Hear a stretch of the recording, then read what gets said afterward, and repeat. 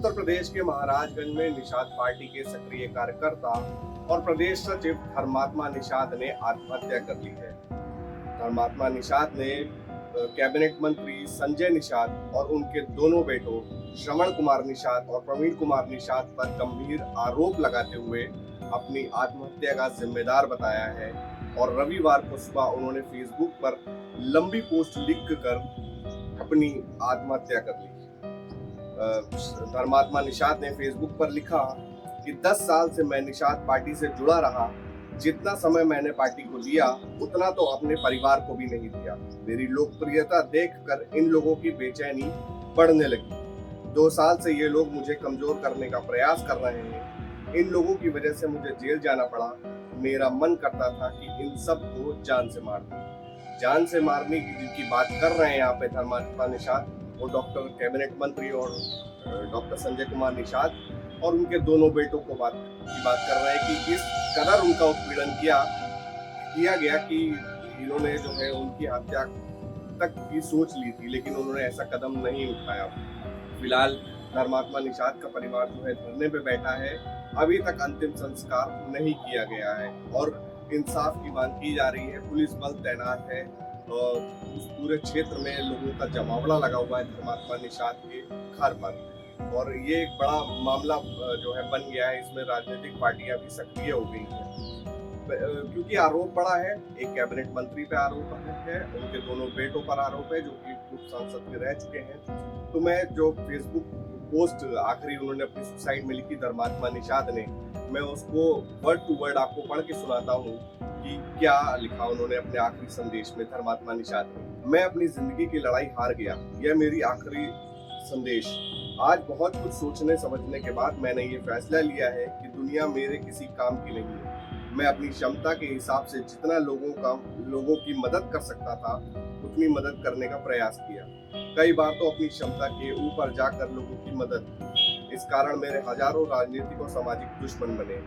फिर भी मैंने समाज के शोषित, वंचित और निर्बलों की आवाज को बुलंद करने का काम लगातार जारी रखा। इस बीच मुझे कई बार फर्जी मुकदमे भी झेलने पड़े, कई बार जेल भी जाना पड़ा। फिर भी मैंने अपने कदम को रुकने नहीं दिया, लगातार लोगों की मदद करता रहा। अब आते हैं मुख्य बिंदु पर जिसकी वजह से मुझे ये फैसला लेना पड़ रहा है। आप सबको अवगत कराना चाहता हूँ कि मैंने करीब 10 साल से डॉक्टर संजय निषाद कैबिनेट मंत्री के साथ सामाजिक और राजनीतिक संगठन जैसे राष्ट्रीय निषाद एकता परिषद और निषाद पार्टी के विभिन्न पदों पर रहते हुए काम किया। इसमें पिछले 10 साल से मैंने कभी भी अपने परिवार को समय नहीं दिया जितना मैंने डॉक्टर संजय कुमार निषाद और उनके परिवार के लोगों के साथ समाज को समय दिया। इस बीच मैंने उत्तर प्रदेश के 40-50 जिलों में संगठन और पार्टी के लिए काम किया है। इसकी वजह से निषाद समाज के युवाओं के साथ अन्य वर्ग के भी युवाओं में मेरी लोकप्रियता बढ़ती गई। इस कारण डॉक्टर संजय कुमार निषाद, उनके बेटों की बेचैनी बढ़ने लगी। आखिर ये एक साधारण सा लड़का इतना ज्यादा चर्चित और लोकप्रिय कैसे होता जा रहा है? इसी बात को लेकर पिछले 2 साल से डॉक्टर संजय कुमार निषाद और उनके बेटों ने मेरे खिलाफ सामाजिक और राजनीतिक रूप से षड्यंत्र करते हुए मुझे कमजोर करने का प्रयास किया। फिर मेरे ही साथ के युवा साथियों को भड़काने और मेरे खिलाफ खड़ा करने के लिए तरह तरह के लालच दिए गए।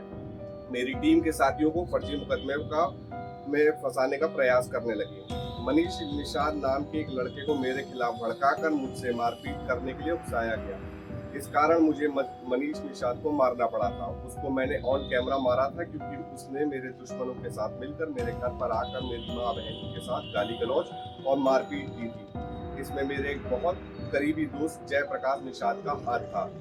डॉक्टर संजय कुमार निषाद, उनके बेटों प्रवीण कुमार निषाद और श्रवण कुमार निषाद के कहने पर मेरे खिलाफ फर्जी मुकदमा दर्ज कराया गया था। मैं चाहता तो मेरे खिलाफ साजिश करने वाले जयप्रकाश निषाद को तत्काल जान से मार सकता था, लेकिन मैं अपने आप को खूनी नहीं बनाना चाहता था। मैंने समाज के लिए छोटे मोटे झगड़े विवाद किए, मगर कभी किसी की हत्या नहीं करूंगा ऐसा ख्याल कभी मन में आया भी नहीं।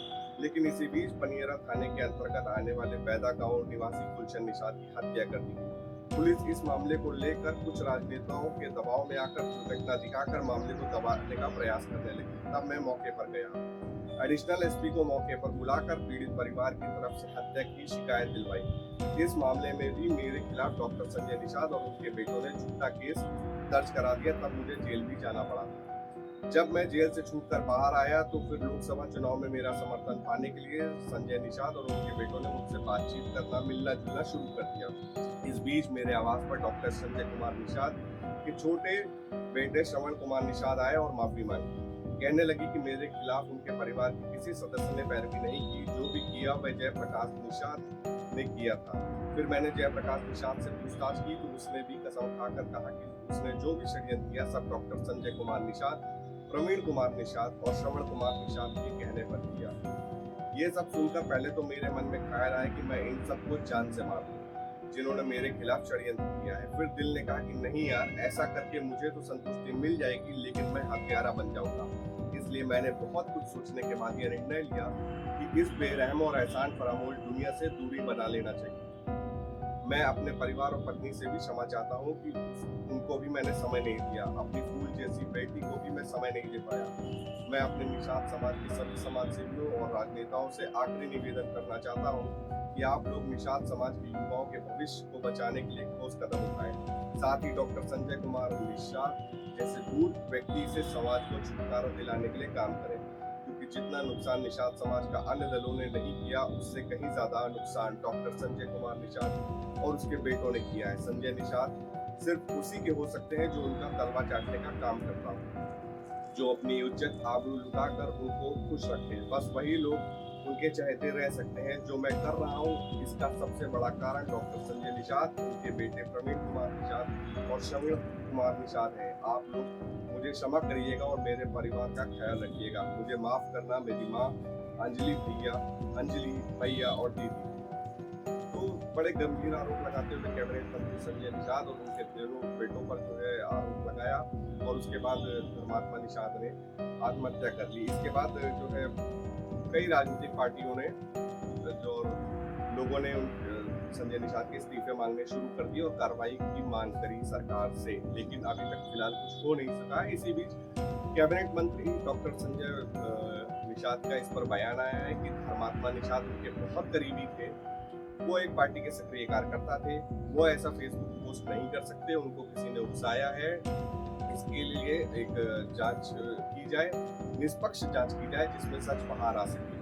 सुनिए डॉक्टर संजय निषाद ने क्या कहा। धर्मात्मा निषाद मेरे पार्टी के सक्रिय कार्यकर्ता थे, जिनके आत्महत्या कर लिए जाने की सूचना से मैं बहुत आश्चर्य हूँ। धर्मात्मा का निधन बेहद दुखद है और मेरे लिए व्यक्तिगत क्षति है। ईश्वर से प्रार्थना करता हूँ कि उनकी पवित्र आत्मा को अपने श्री चरणों में स्थान दे। मैंने हमेशा धर्मात्मा जी का अपने स्तर से हर संभव सहयोग किया है, लेकिन इस दौरान धर्मात्मा निषाद के सोशल मीडिया अकाउंट से मेरे और मेरे परिवारजनों के खिलाफ एक बेहद दुर्भाग्यपूर्ण और पूरी तरह से असत्य टिप्पणी की गई है। मुझे पूरा भरोसा है कि धर्मात्मा निषाद ये कभी नहीं कर सकते हैं। इस पोस्ट के जरिए मेरी और मेरे परिवार के साथ निषाद पार्टी की छवि को धूमिल करने की कोशिश की गई है।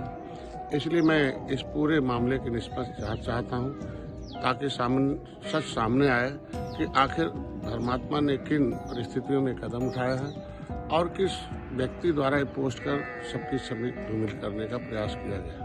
तो आरोप कितने सच है? डॉक्टर निषाद ने जो जांच की बात कही है, क्या वो जांच हो पाती है या नहीं हो पाती है? क्या संजय निषाद अपने बेटों के साथ धर्मात्मा निषाद के घर पर उनके परिवार से मिलने जाएंगे? निषाद समाज को जो आगे बढ़कर लेके चल रहे हैं संजय निषाद, क्या उनके बीच जाकर वो सारी बातें रख पाएंगे? ये देखने वाली बात है। फिलहाल इस खबर को लेकर जो भी अपडेट रहेगा द न्यूज़ 15 यूपी समय समय पर आपके सामने लेकर आता रहेगा। फिलहाल लखनऊ से द न्यूज़ 15 यूपी के लिए मैं देवेश पांडे।